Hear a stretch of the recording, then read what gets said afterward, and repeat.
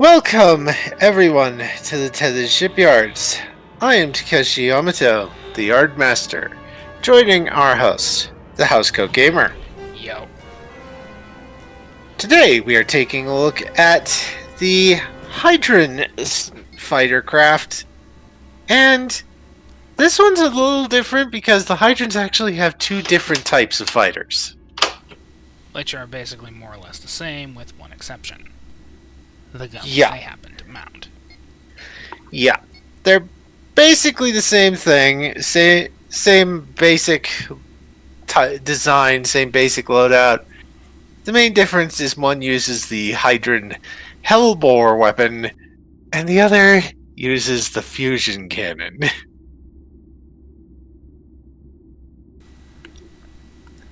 Insert Megatron joke here. Yes. Now, I will be mostly looking at this boat through, well, this viewer. Now, let's accelerate the time. You'll notice that they look very, very strange for fighters.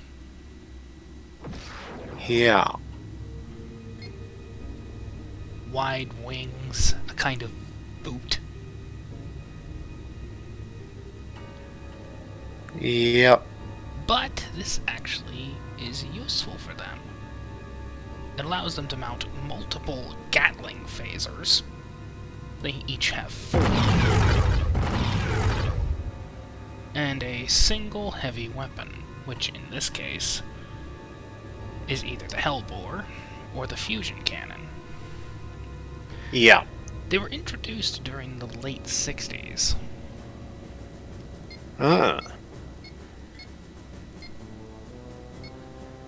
As their secret weapon against the Klingons to regain their homeworld.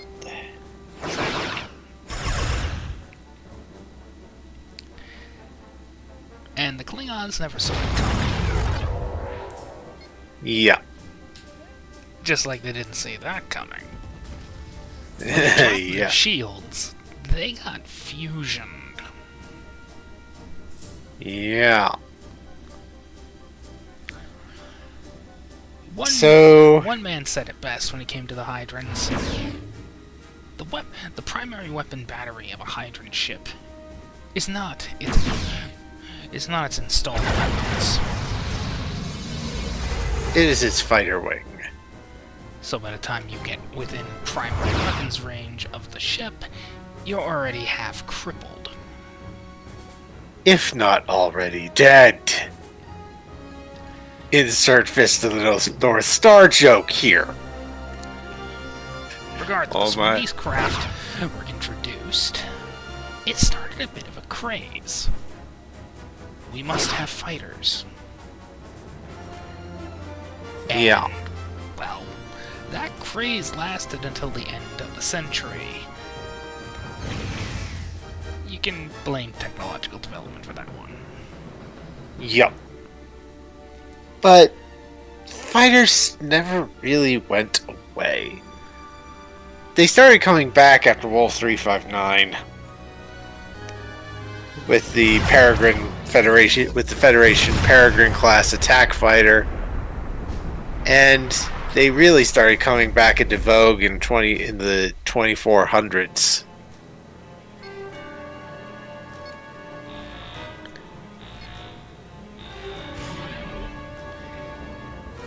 So, let's get to the stats.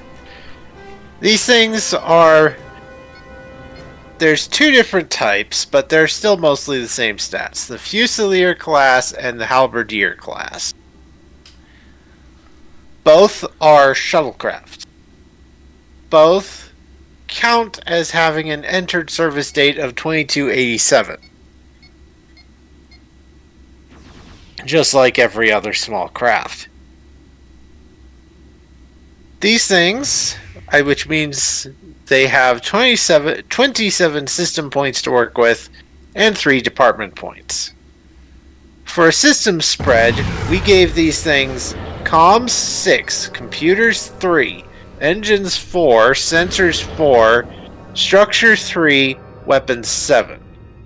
They're not that fast, and they're flimsy as... well, they're really flimsy. But they're able to coordinate really well, and they hit like a truck, which is also shown in their departments. 1 point in con and 2 points in security. For weapons, they have phaser banks and the special weapon dedicated to each type. Fusilier class fighters have the Hellbore weapon, and Halberdier class fighters have the fusion cannon. Both have the secondary reactors talent, and both have the Gatling phaser special rule. As a minor action, the phaser banks can be set to Gatling mode and double their stress rating.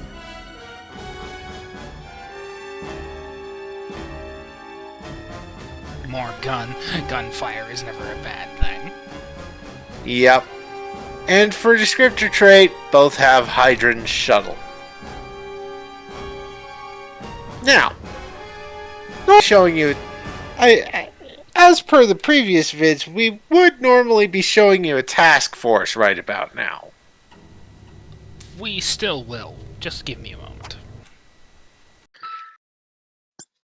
And here is the task force.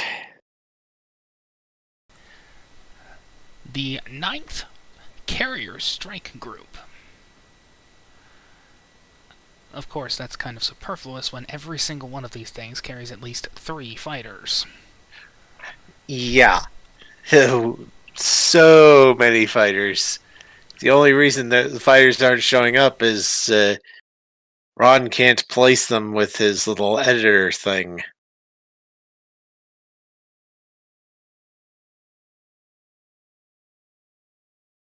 The Paladin class can carry 3 Fusilier fighters. The Yeoman can carry 2 halberds. The Regent, which is probably a light nightmare, 4 Carries... yeah, The Baron is the beginning of your nightmares, with 5 fusion beam fighters.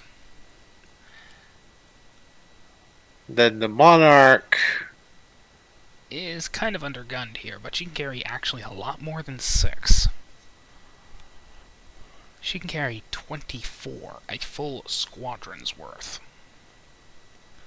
Full 2 squadrons worth. And this thing is your worst nightmare because it can carry 112. Ah, jeez. Now, I do believe you're all familiar with that line from the very, very fun Frank Miller movie 300. Our arrows will blot out the sun. Yeah. Well, apply that to the fighters. Yeah. This is one of the few cases where the Hydrans were not as overgunned as they could have been. Because this entire fleet participated in the Andromeda Strike, and only 2 vessels survived. Wow. And both of those were Yeoman-class scout ships. The scout ships? The entire fleet was lost during the Andromeda Strike. Wow. That said, they acquitted themselves rather well by destroying nearly 3 times the number of Tholian ships. Wow. That is the full force multiplier of fighter craft. A force multiplier, I might add, that waxes and wanes with the time. Yeah. Technology.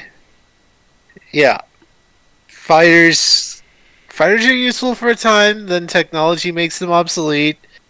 Then someone develops some kind of technology that brings them back into vogue, and it repeats. From now until the end of warfare. Yup. Spears and shields. But their sacrifice was not forgotten, because, well, I've lost count of how many movies and documentaries have been adapted for the 9th Carrier Strike Group, and their valiant sacrifice, and just how much ass they kicked.